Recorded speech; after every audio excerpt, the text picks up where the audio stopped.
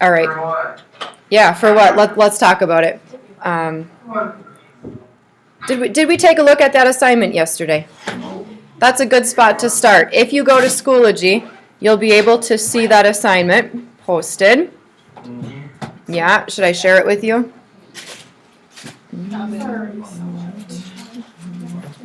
You'll see it listed on the upcoming, or you can click into the Death of a Salesman final. Your phones will do the job, but you might want to take your time to boot up your big screen and go find it. My plan for today is just to talk about this assignment, give you some pointers. It's been a bit since we've written a formal paper, so I'm going to give you some reminders. I like that we come back to writing at the very end. I like that I see you out. Right, I know you don't, but I like that I get to see you out writing one more time, because this is what you're going to be doing next year, and we've got to just hit these writing basics one more time. First, though, the assignment. Oh, it doesn't quite fit on the page. That's annoying. I will read it to you. The big question at the top is, do you pity Willie Loman? And that's the question you must answer in your paper. It's a persuasive paper, you guys. When you're writing persuasively, you cannot sit on the fence. You cannot say, yeah, I have some pity for him, but no, I also don't. You do have to take a stand on the issue, so you will have to answer with a bold, yes, I pity him, or no, I do not pity him. You can argue that he's a fool, right? But I still pity the fool, right? Who said that? Like Mr. T? Pity the fool? Yeah. Pity the fool? Tragedy is defined as an imitation of incidents which arouses pity and fear within the reader or the viewers, within us, right? We pity the tragic hero, and we fear that the tragedy the tragic hero endures may happen to us too. Tragedy allows us to experience a strong emotional connection with the message of the play, and causes us to question the oppressive institutions and ways of life that characterizes the world in which we live. We also have fate going on in this play. The dichotomy or the workings between fate and free will is at the core of tragedy. Naturally, we will feel greater pity for the thwarted character when the obstacle is fate rather than free will. The Greeks believed strongly in fate's role in all of life. We share this belief, often naming fate with religious belief and practices. In our world, however, we tend to give greater credence or greater importance to free will. But we also must consider the role of oppressive societal practices too. So in Death of a Salesman, the fate that's operating in this play are the societal practices, the beliefs, the values that society tends to put in front of us, to give us, to encourage us to buy into. That's what fate becomes in this play. So you're going to think about fate. You're going to think about peripeteia, the reversal of intention. Willie had good intentions. He planned to make it big. He wanted to be number one. Those were his intentions. It didn't work out despite his hard work. We also need to think about hubris. Willie had tremendous arrogance. Wanting to be number one, we have to argue, is arrogance. Is that something that you admire, though? Do you think that that's okay? We all feel that way, and that doesn't necessarily knock Willie down. We also need to think about revelation, Anagnorus. Willie does go through Anagnorus, not the kind we would like him to go through. He realizes, I'm not going to make it, but Biff will be able to if I get that insurance money. So he doesn't come to the understanding that we would like him to, understanding that, hey, what really matters are the people around me, not the money in the pocket. He doesn't go through that kind of revelation. What is Arthur Miller saying about our society by creating this character who does not go through that kind of revelation? He does not learn that at the end. Does that mean that that kind of revelation is impossible in our society? That we can say what we want about relationships mattering, but in the end it is money that does matter. I do have some articles posted to Schoology that you might want to consider as well. The New York Times article titled Fatalism and the American Dream, and also peeking at the negative side of high school popularity. I'm not necessarily going to assign those and say, go and read those. If you have ideas in your head and you're feeling like, I'm ready to go, I'm ready to write this thing, step over those and go with your ideas. If, however, you're feeling like, I'm just not sure where I fall, I'm just not sure what I'm thinking, I'm not really sure where to begin, go read those too. It's a good spot to begin if you're feeling like you're not sure. In orange is the meat and potatoes of your assignment. In a persuasive essay, answer the following questions. Should Willie Loman be pitied?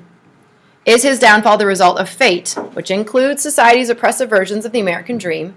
or is it free will? We'll be using MLA format, cite the literature as evidence using both summary and direct quote. You may use the literature, any notes you have taken on paper, MLA reference guides. It says do not consult other outside sources. I'm pretty flexible on that one, you guys. If you want to consult an outside source, you could, but you don't have to for this one. Other than the play, you do have to cite the play. I have a whole list here of additional guidelines. I'm not sure I want to read through all of those. Do you want me to? Sure. Yeah, let's do it. I'll be brief. Think deeply about what causes Willie's downfall. What causes it? Is it himself? Is it his poor decisions and his hubris? Is it his inability to see? Or is it a corrupt American dream? Is it the values around him that push him down? Develop a clear, focused thesis that explicitly indicates your proposed interpretation. So, yes, I pity him. No, I don't pity him. Got to be bold. Remember that persuasion must address arguments of the opposition and refute them. And so you do need to present your arguments, but you also need to talk about readers who disagree with me might argue that, blah, blah, blah. What they don't realize, why they are wrong, is da-da-da. So you do need to acknowledge and respond to arguments of the opposition. Engaging introduction, make sure to include the author's name, the title of the literary work, and the essay's thesis in your introduction. Use substantial textual evidence, right? Direct quote from the literary work, as well as summarized examples. Always be sure to unpack your quotations. All quotes and passages used as support must be adequately developed and explained. Don't expect a quotation to speak for itself. After you write that quotation, make sure you explain to your reader what that quotation is proving, what idea it's relating to. Avoid first person, I, we, me. This is a formal essay, so you do want to avoid first person. Avoid you. Unless you are actually addressing your reader, it's inappropriate to use you. You might find that it is appropriate to use you and absolutely use it, but of course, you does not mean everyone or anyone in general. You will have a works cited page because you must cite the play. Late drafts cannot be accepted for this paper because we are getting close to crunch time.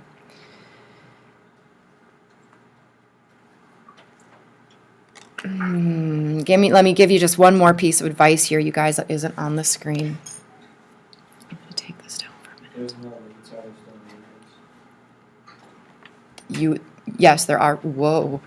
Yes, there are rewrites for this one,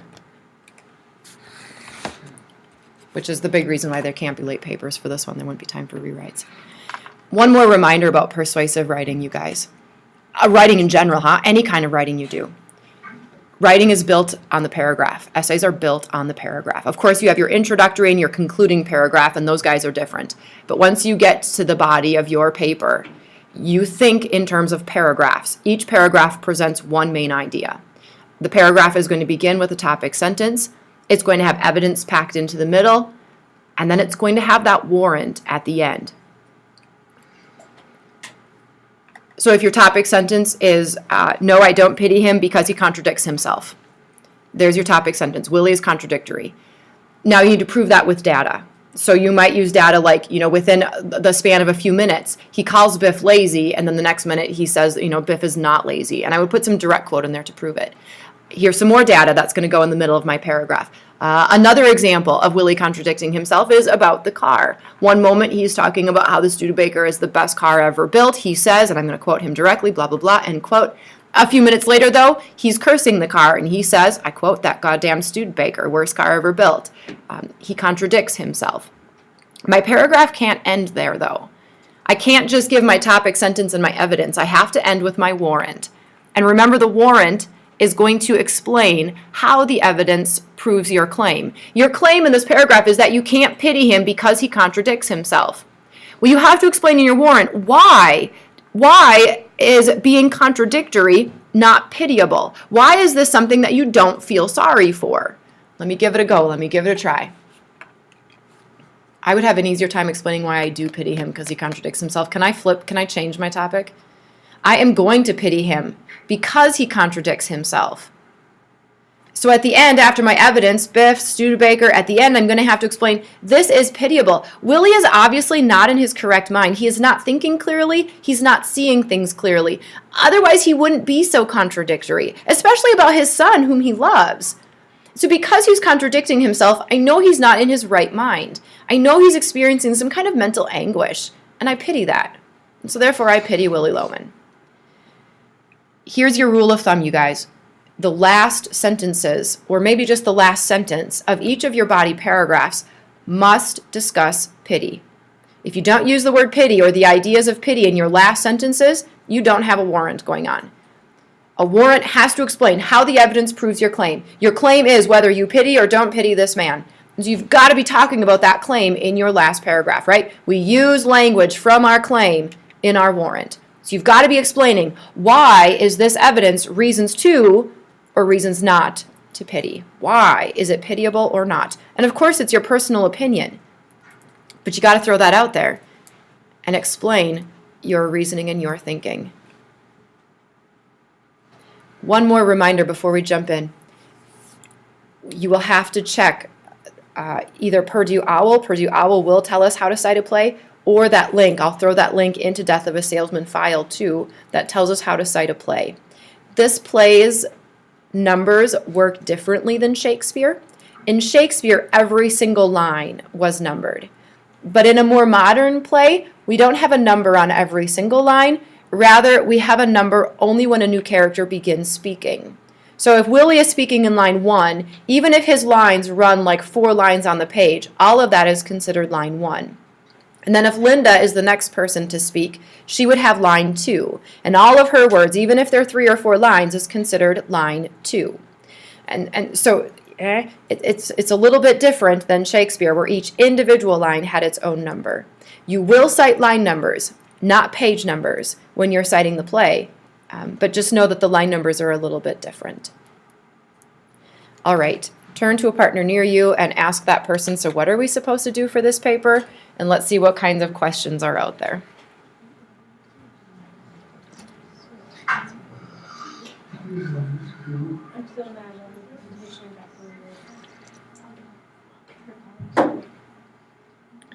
Any questions about this paper? Jordan? So, to me, this isn't just like on his cheating part, right? No, do not focus only on his cheating. I think you're going to have to discuss it. I don't think you can ignore it. Because if you're pitying him, that's your argument of the opposition, isn't it? I pity Willie Loman. Well, your opposition is going to say, how can you pity a man who cheated on his wife? You're going to have to address that argument of the opposition and refute it. Same way, if you are not pitying him, that's one of your main arguments, right? I don't pity him because he cheated on his wife, right? So it's probably going to be part of your evidence, but please don't focus on only that one little detail. Yeah, focus on much broader. Focus on, everything in here. Good question, Jordan, good question. Katie? How many pages does it have? Long enough to accomplish your job, accomplish your purpose. On average, I bet these things run 3 to 4 pages. By the time you develop your own arguments and deal with the opposition, include direct quote, it gets long quickly when you start including direct quote. But it varies. It really does vary. Some of your styles are much more concise than others, and so some of you write much shorter than others. Other questions? Miranda? Can we go over the style of writing, the order of the paragraphs, or is there not? I think if we want to talk, typically you're going to go an introductory paragraph that is going to introduce the play you're writing about and state your thesis. Oftentimes, argument then will go into arguments of the opposition, but you might not choose, and then go with your evidence at the end. And so I think that would be the most basic, the most common format. You're going to state your thesis and your introduction, and then you're going to develop the arguments of the opposition and refute them, and then you're going to present your main arguments supporting your claim. Some writers, though, are going to mix that up, and you're going to go introduction, and then you're going to do argument of the opposition and one of my arguments. Argument of the opposition and one of mine. Argument of the opposition and one of mine. Others of you will go introduction with your claim, all of your arguments. My first argument, my second, my third argument supporting my claim, and then I'm going to put arguments of the opposition at the end. What matters when you're thinking about organization is this. End with your strongest points. Your reader is going to remember best what they read last. So end with your strongest, most convincing points. And if your refutation of the opposition is strongest, then that's where you want to end. If, however, you feel like, no, my arguments are strongest, then that's where you want to end. If you discover that your arguments are directly parallel with arguments of the opposition, and it does work well to go argument of the opposition, mine, argument of the opposition, mine, because they're parallel, they deal with the same topic, then you're going to go in that order. This kind of persuasion is not going to have the section where you have the exposition, where you're giving background information. When you're writing literary analysis, you assume that your reader has also read the play. They know the play, so you don't need to explain or summarize the play in an expository section of your persuasive paper. You get to skip that step and just go right into arguments.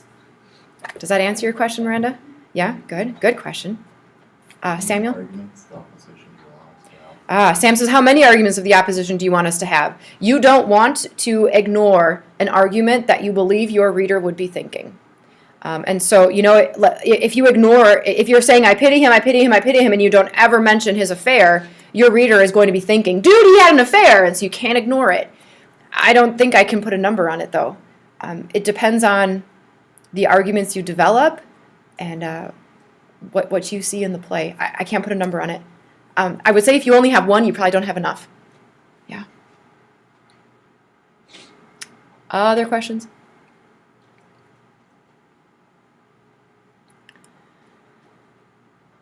Here's the good news, you guys. We've been writing for a whole year. You guys are good at writing, and you're fast at writing by now. And that's the goal, to get fast. Because when you're in your college career next year on your campuses, you're going to be loaded up with writing. And you can't allow yourself to take hours upon hours upon hours to get something started and to get it going. You're simply not going to have time for that. But you don't need hours, because we're fast by now. Have confidence in your ability. You guys are good writers by this point. And so, and you have good ideas. And you know how to do this. You begin with planning. So get out a piece of scratch paper and start planning. Here's my thesis. Yes, I pity, or no, I don't. Here are my main arguments. Here's my opposition. Go find some direct quotes and put this thing together. You should be able to write this pretty quickly, you guys. So I don't want you thinking you've got this huge weight on your shoulders and you need to clear a whole chunk of time to do this, because I don't think you do. I think you got this. You read the play, you're here, you've got ideas, and you're good writers. This should not take you very long. We're going to be in Writing Lab the rest of the day today. I'm hoping I can give you Writing Lab tomorrow. I'm going to look ahead at our calendar and crunch some numbers. I'm hoping we can have Writing Lab tomorrow too. And if you're really good, you might be able to crank this thing out between today and tomorrow if you get really focused. We'll see, huh? We'll see. No pressure, no pressure. Yeah. But I don't want you to feel like, oh my gosh, I've got this huge burden on me right now. A huge burden in your world, you guys, is going to be like a 20-page research paper. A 2 to 3 page, 4-page paper about literary analysis is a piece of cake for you. Okay? Samuel?